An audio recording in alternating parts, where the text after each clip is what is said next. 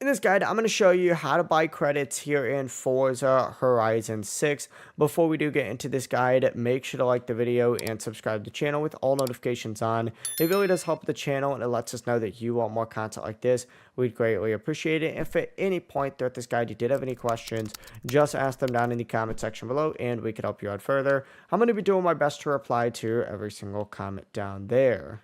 Now, there's actually no official microtransaction that lets you spend real money to add credits to your account. The closest option is going to be by using car vouchers, and these can be used in the auto show to buy cars without spending credits. To use one, essentially, you just open up the auto show, and we'll go ahead and make our way back home real quick in order to demonstrate this. But you essentially make your way to your garage, you go to buy and sell, and then you go to the auto show. Once you're in here, you can just hit the menu button and buy these credits.